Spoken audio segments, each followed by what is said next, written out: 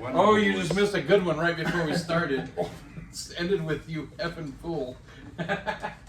Hey, welcome to the Elvis Workshop. I've been trying to crank one of these up for a couple weeks, and it just hasn't worked out. And then I had some friends coming into town. I thought, you know what, let me wait until then. So here we are, just going to bust out a quick video. So I've got my Southern Hemisphere friends here.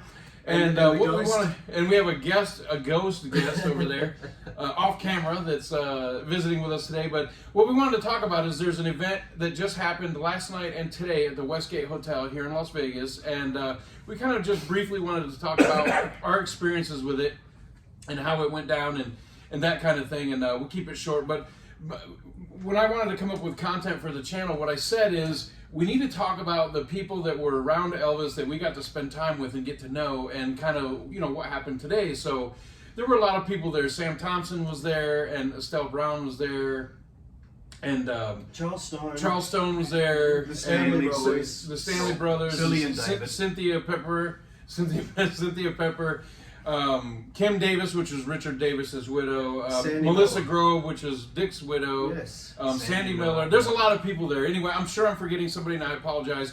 We also had mutual friends, or friends that, you know, Donnie Edwards was there, and Wayne that lives here in Las Vegas. Anyway, so what I said for content is, let's just talk briefly about some of those experiences. We all know each other because of the Elvis connection, and we all come together because of the Elvis connection. And you know, we get this opportunity to still interact with and get to know and talk to these people that were in Elvis's sphere, in his world. And one of them was Estelle Brown, and I wanted to bring this up for the video here today, is that I found this record in a record store a little while ago, probably 6 or 8 months ago. Funny to find records in record stores. Yeah, record store, in Record City, give you a pop, Record City, Las Vegas. And it's the Sweet Inspirations, What the World Needs Now Is Love, and it's from 1968. They joined Elvis right after this in 1969, and on the track listing is Unchained Melody. How cool is that? So Estelle Brown, unfortunately she's the last remaining living member, was there today, and I had her sign it. I know Estelle, I'm not just a fanboy, I know her personally. I actually called her after I saw Epic a few times, and I saw that she had seen the movie, and I called her and talked to her about it. So she is a friend of mine, I know her. And so she was here today, and I had the opportunity to have her sign it. Oh, I wanted to say, I forgot, you reminded me. I want to send a special thank you out to Adam Taylor. Because you weren't there. For not being here. Thank you so much, Adam, for staying on Criminal Island, on your own part of the world, and not coming here to ruin the event. So thank you. But it was so cool to talk with Estelle and to see her. And she was given a Lifetime Achievement Award by the Blues Hall of Fame. Yes. And it was so nice. She teared up on the stage when they gave it to her. It was so nice. She's such a sweetheart. So when we talked about what we're going to do in the video today, this is what we're doing in the video today. So this is my good friend Ian. You all know him from other videos. And this is Warren. From other videos also. Yes. So we just wanted to talk about that briefly. So you guys, how about your experience here? Anything you want to throw into the video? No, it was just great to see everybody again. Westgate put on a great event show. They had multi events going on, and they were very, very well attended. That's another thing we talked about, is how the Westgate has really... We're talking about. No, privately, just when we're talking about making the video, we talked about how the Westgate Hotel has really wrapped their arms around the whole Elvis thing, because they don't have to. Their goal, of course, is to get people in the building to spend and stuff like that, but they don't have to. I mean, there's other artists that have played there for years and years and years that they don't do this with, but Elvis is Elvis, you know, and so they embrace the whole Elvis thing, and that's very nice. And yes, the events are well attended. Years ago, they would have events at the hotel, and it would be sparsely attended, and it would kind of be disappointing that, man, this is where he played all these shows and nobody's here. But now their advertising is better. They put more money into the budget for it, and they brought in good acts. And it's the place is jam-packed. We saw the Epic movie there, and it was sold out in the theater. So it was super cool to watch. Talking to John, one of the promotions guys, John Peer at Westgate, he was talking about one of the other hotels, wasn't it? Like Venetian or something has also jumped on the bandwagon somewhat. Yeah, they have and they're also having a little bit. John, the guy in the Colonel? Yeah. Okay. Yeah. Yeah. So we had a good time last night. There was live music at the International Bar up front, and our friend Cole, our friend Cole, Frankie Marino sat in a little bit. Jacob Tolliver on the piano was there. Frankie's son was on drums. Giovanni, Yeah, had a great time, and talked with Sam Thompson a little bit, and he's a good friend. He sent me a message, said, "I'm going to be at the hotel, come have a beer with me." And I just saw him just briefly. We just kind of said hello and then goodbye, but it's just fun to be able to see these people that have become friends, you know. Charles Stone, yeah. You know, when I was a little kid growing up, just being an Elvis fan, I thought, man, it'd be cool to meet one of these people one day. And now a bunch of them are legit friends of mine. So it's cool to spend time with them. And, you know, they're not always going to be here. We actually talked about Stump today, that, you know, he passed away January 21st. And here we are. Today is August 1st now, right? So we talked about him not being there today. And he was remembered.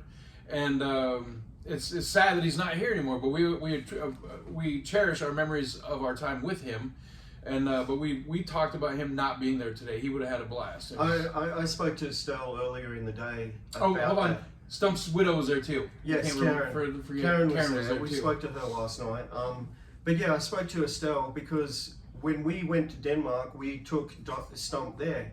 And Estelle was there, and they hadn't seen each other for a long time. Since 1979, I believe. And so it was great for us to be flies on the wall watching these two old friends reunite and carry on as if they'd never had this 30-year, 40-year gap in time. There's a car ride. I wish I had it on tape or video, but I respected where I was and who I was with, so I did not record it. And I think I've talked about this before, and I'm not going to go too deep into it, but there was a car ride in Denmark. It was Estelle, Stump, myself, and the driver.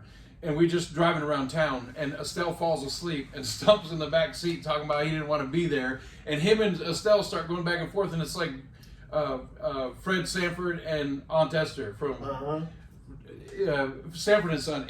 I laughed so hard, I had tears rolling out of my eyes. They hadn't seen each other, I believe, since 1979, and this was a year and a half ago, and it was like no time had gone by, and they're talking about slapping each other, and I can't not tell you how hard I laughed. And I don't have any recordings of it because, like I said, it was a private event. We were just driving around the car. I'm not going to sit there and record them and not, surreptitiously.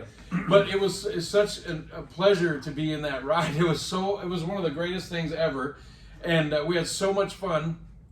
And so it's so nice to get to know these people. So that was our content today, is just talking about these people because they won't always be here, and it's nice to spend that time. And then we all get to know each other through these types of events and just constantly meeting up at these types of events. And so that's what we want to talk about today on the channel. And then we spent a little bit of time at Mood Dog yesterday. Yeah, record stores.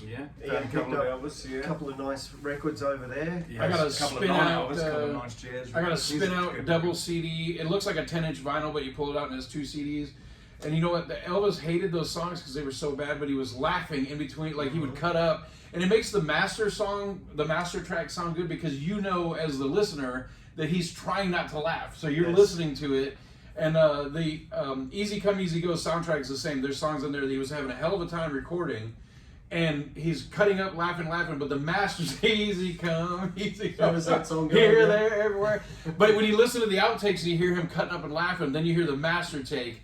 Like She Wears My Ring, the same thing. He's like, help me, JD, you know, and all that. But when you hear it, you know he's fighting back laughter. So it just makes a bad song that much better. But so you're mentioning picking up stuff. I got a spin out double CD that looks like a 10-inch record on it. I'll show it in another video because I'm not going to do editing on this one. But so what else you got, Ian? You got some photographs that you showed?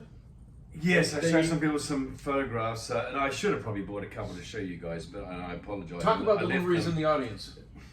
I left them back at the room. Yeah.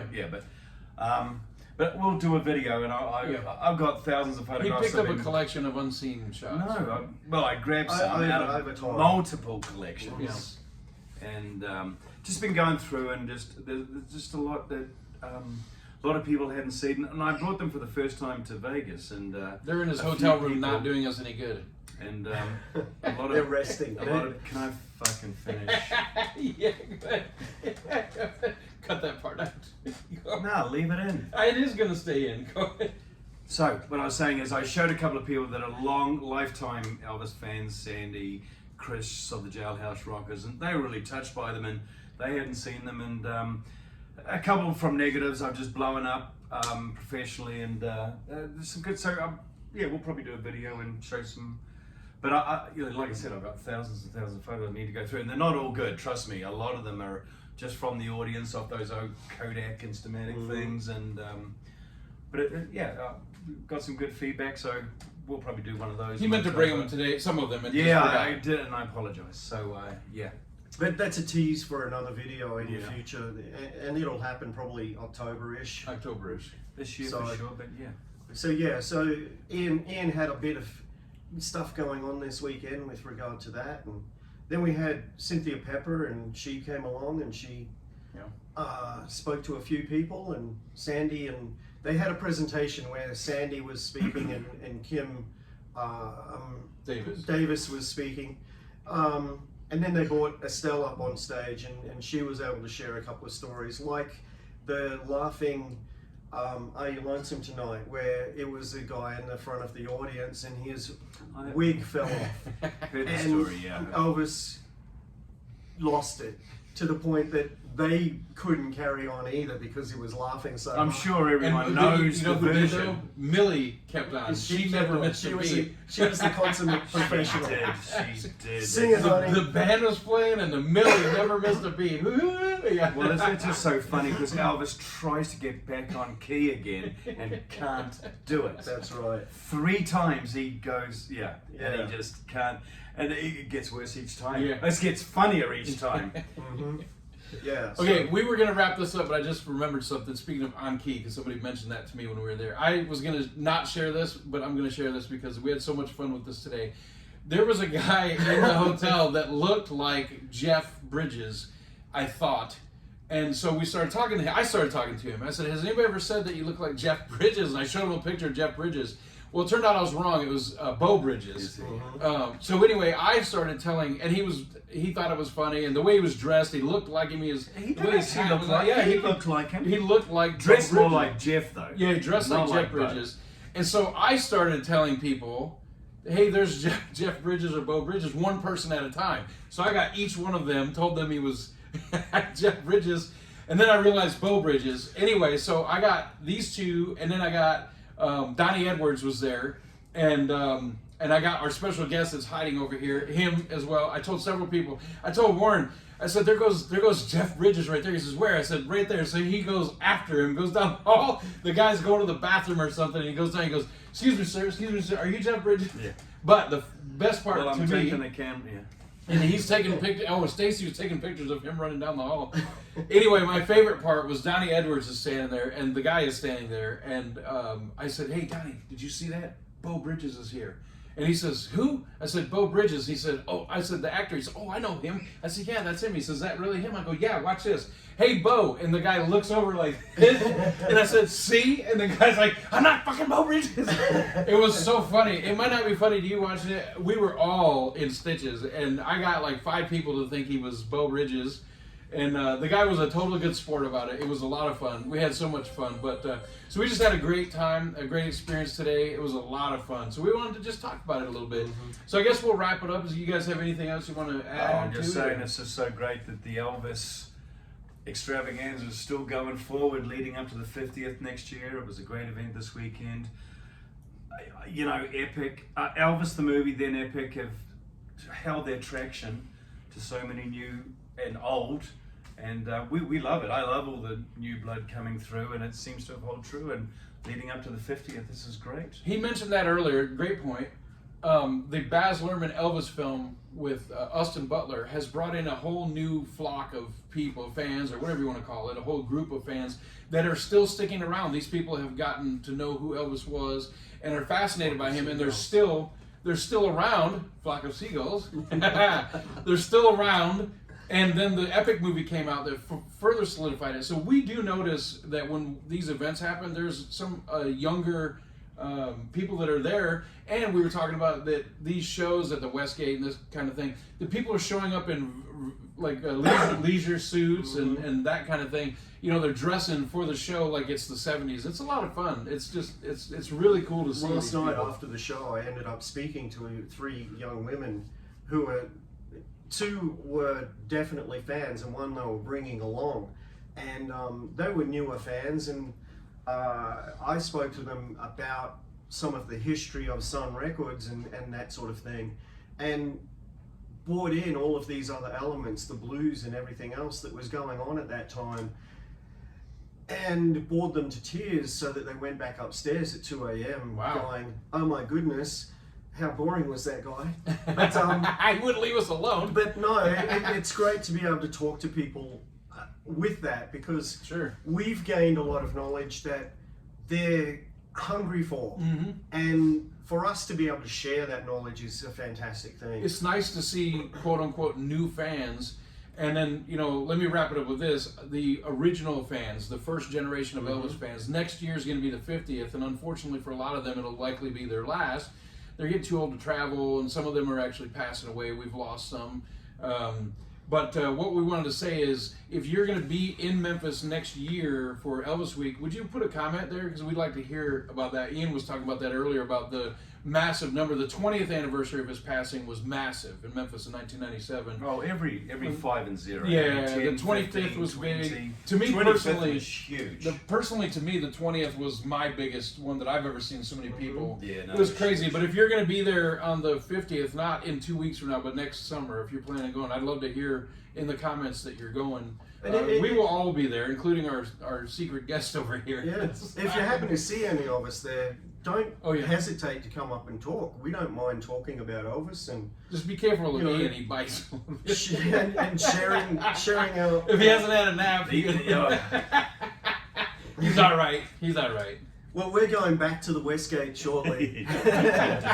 He's all right. to see our friend Cole perform again tonight. And say goodbye to some of our friends. And say goodbye to a few of the friends who've come into town, like myself. I'll say goodbye to myself, and I'll say goodbye to you, and you, and you. And all of you out there in TV land. Shout out to the viewer. I had a guy come up to me and say, hey, I watch all your videos. I love it. I appreciate what you do. Totally shocked me, so thank you for watching. I really appreciate it. Keep watching, tell your friends, and all that stuff. But subscribe, share, all that good stuff. Anyway, thank you for watching the Elvis Workshop. Cheers, We're gonna wrap it up. Anything else? Special guest? Nothing. No. He almost said something.